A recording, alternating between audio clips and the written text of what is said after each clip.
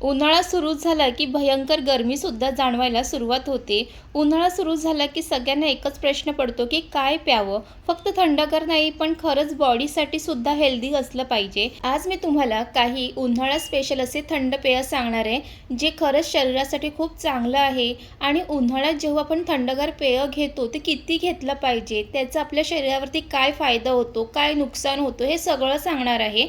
म्हणून आजचा व्हिडिओ आहे तो तुम्ही शेवटपर्यंत नक्कीच बघा. नमस्कार मंडळी, स्वागत आहे तुमचं आपल्या चॅनलवर.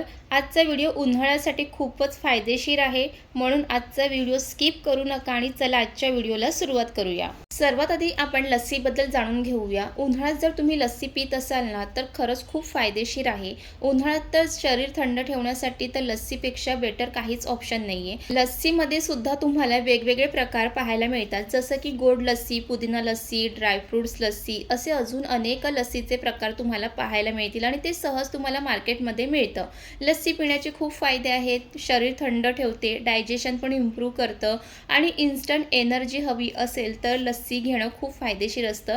पण एक गोष्ट लक्षात ठेवा, दिवसाला 1 ग्लास लस्सी पुरेशी आहे. जास्त घेतलं तर ॲसिडिटी किंवा ब्लोटिंगसुद्धा होऊ शकतं. लस्सीत जर तुम्हाला प्यायचं असेल ना, तर चांगली वेळ ही दुपारी असते आणि जर तुम्ही दुपारी जर थंड लस्सी पिली ना, तर त्याचा अजून जास्त फायदा होतो. आणखी एक महत्त्वाची गोष्ट म्हणजे की घरी बनवलेली लस्सी जास्त करून प्या.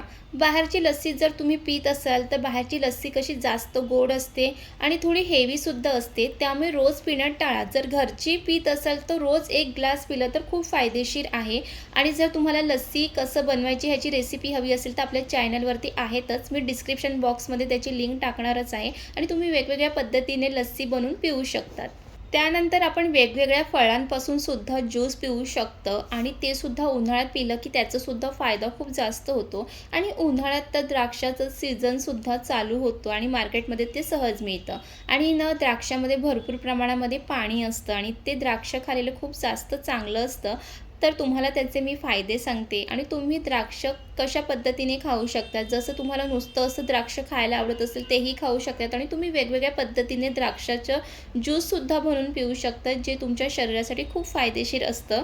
द्राक्ष ज्यूस टेस्टला खूप छान असतं आणि ते पिल्यानंतर बॉडीला लगेच असं एनर्जीसुद्धा मिळते. मी तुम्हाला द्राक्ष ज्यूसचे 3 प्रकार सांगते, जसं की सिंपल द्राक्षाचा ज्यूस किंवा तुम्ही पुदिना घालूनसुद्धा द्राक्ष ज्यूस बनवू शकतात किंवा ॲपलसोबत द्राक्ष मिक्स करूनसुद्धा ज्यूस पिऊ शकतात. त्याने सुद्धा शरीराला खूप जास्त असं एनर्जी मिळते. जर तुम्हाला ब्लड सर्क्युलेशन इम्प्रूव्ह करायचं असेल किंवा स्किनसाठी जर तुम्हाला ग्लो आणायचं असेल तर तुम्ही द्राक्ष ज्यूस नक्कीच पिऊ शकतात आणि दिवसाला 1 ग्लास पुरेसा आहे. कारण द्राक्षात नॅचरली खूप शुगर जास्त असते. ज्यांना डायबिटीस आहे त्यांनी तर कमी प्रमाणातच पिलं पाहिजे.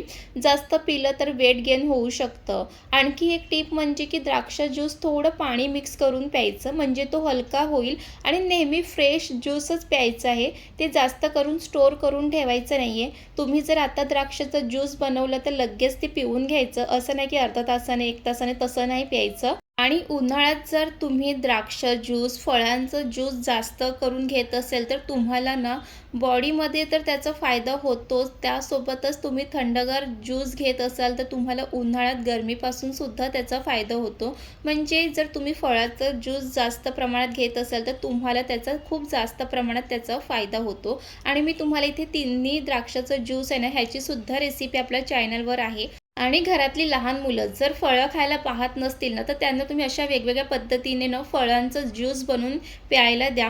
म्हणजे त्यांनासुद्धा प्यायला ते जास्त आवडतील आणि लहान मुलांना तर ज्यूस वगैरे बनवून दिलं की त्यांना खूप जास्त आवडतं. तुम्हीसुद्धा एकदा नक्की ट्राय करा. जर तुम्ही द्राक्षाचं ज्यूस पीत असाल तर नक्कीच कमेंट करून सांगा. चला आता तुम्हाला नेक्स्ट पेय सांगते. त्यानंतर आहे उन्हाळ्याचा किंग म्हणजे कलिंगड. त्याचा ज्यूस तर अजूनच रिफ्रेशिंग असतं. कलिंगड ज्यूस शरीराला हायड्रेट ठेवतो, बॉडी थंड ठेवतो, वेट लॉससाठी तर मदत करतं आणि स्किन फ्रेश आणि ग्लोईंग ठेवतो. हा ज्यूस तुम्ही 1 ते 2 ग्लास पिऊ शकतात, कारण यात पाणी जास्त असतं. पण एक गोष्ट लक्षात ठेवा, रिकाम्या पोटी पिऊ नका आणि जास्त पिल्याने डायजेशन इश्यूसुद्धा होऊ शकतं. आणखी एक छोटा टिप्स म्हणजे की कधी पण कलिंगड ज्यूस पीत असाल त्यामध्ये जास्त बर्फ नका घालू. 1 तुकडा घातला तर ठीक आहे. कारण ते आधीच थंड असतं आणि थोडं मीठ किंवा पुदिना टाकलं तर त्याची टेस्ट आहे ती अजून जास्त वाढते. कलिंगड ज्यूस उन्हाळ्यात डिहायड्रेशन टाळण्यासाठी खूप युजफुल आहे. ज्यांना दिवसभर बाहेर काम असतं किंवा उन्हात फिरावं लागतं त्यांच्यासाठी हा ज्यूस खूप चांगला आहे आणि हा ज्यूस पिल्यामुळे आपली जी बॉडी आहे ती नॅचरली आतून क्लीन होते. आणखी एक फायदा म्हणजे हा ज्यूस खूप हलका असतो, त्यामुळे पिल्यानंतर हेवी वाटत नाही. पण काही लोक एक चूक करतात की कलिंगड ज्यूस बनवून फ्रीजमध्ये ठेवतात आणि नंतर पितात. असं करू नका. नेहमी फ्रेश बनवून लगेच प्या, तेव्हाच फुल फायदा मिळतो. आणखी एक टिप म्हणजे की कलिंगड ज्यूस जेवणानंतर लगेच पिऊ नका. थोडा गॅप ठेवा, नाहीतर डायजेशन स्लो होऊ शकतं. आणि जर तुम्ही वेट लॉससाठी पीत असाल तर शुगर अजिबात टाकू नका. नॅचरली टेस्टमध्येच प्या, तेच जास्त हेल्दी आहे. आणि आता तर उन्हाळा चालू झाला आहे तर बाजारात पाहिजे तितके तुम्हाला कलिंगड मिळतील. कलिंगड तुम्ही असंही खाऊ शकतात किंवा ज्यूस बनवूनही पिऊ शकतात. पण रोजच्या आहारामध्ये तुम्ही कलिंगड नक्कीच ठेवा, कारण त्याचे खूप फायदे होतात उन्हाळ्यामध्ये. आणि कलिंगडचे ज्यूस वेगवेगळ्या पद्धतीने कसं बनवायचं ते सुद्धा रेसिपी आपल्या चॅनलवर आहे, तुम्ही तिथे नक्कीच जाऊन बघू शकतात. तर चला मग आता नेक्स्ट जे थंड पेय ते शरीरासाठी खूप म्हणजे खूपच फायदेशीर आहे. गाजर, बीट आणि डाळिंब ह्याचं तुम्ही एकत्र करून ज्यूस घेतलात ना तर आपल्या शरीराला त्याचा खूप जास्त फायदा होतो. हा ज्यूस घेतला तर तुम्ही ब्लड वाढवायला सुद्धा मदत करतं, इम्युनिटी स्ट्रॉंग करते, स्किन ग्लो वाढते.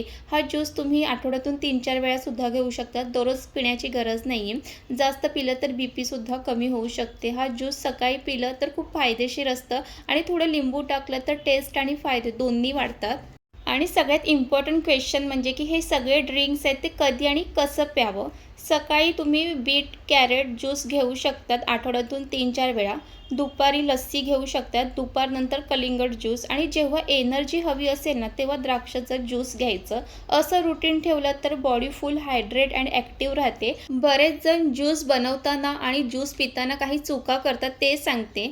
ज्यूस बनवताना त्यामध्ये जास्त साखर टाकणे किंवा ज्यूस बनवल्यानंतर ते जास्त दिवस स्टोअर करून ठेवणे किंवा नेहमी एकच ज्यूस घेणं. वेगवेगळे ज्यूस आपल्या शरीरामध्ये गेलं पाहिजे आणि ज्यूस आहे ते जास्त प्रमाणात सुद्धा पिलं नाही पाहिजे. आणि जर तुम्ही या काही चुका आहेत ते टाळले ना तरच तुम्हाला ज्यूस पिण्याचे फायदे मिळतील. शेवटी एक गोष्ट लक्षात ठेवा, बॅलन्स खूप महत्त्वाचा आहे. जास्त काहीच चांगलं नसतं. नेहमी फ्रेश आणि जर तुम्हाला वेळ असेल, घरी बनवता येत असेल ज्यूस तर तुम्ही नक्कीच घरी जास्त बनवण्याचा प्रयत्न करा, तरच तुम्हाला त्याचे जास्त फायदे होतील. तर हे होते उन्हाळ्यासाठी आपल्या शरीरासाठी चांगले असणारे ज्यूस आणि काही थंड पेय आणि त्याचे फायदे. तुम्हाला कोणता ज्यूस जास्त आवडतो ते नक्की कमेंट करून सांगा. व्हिडिओ आवडला असेल तर लाईक करा आणि अशा यूजफुल व्हिडिओसाठी आपले चॅनल नक्कीच सबस्क्राईब करा.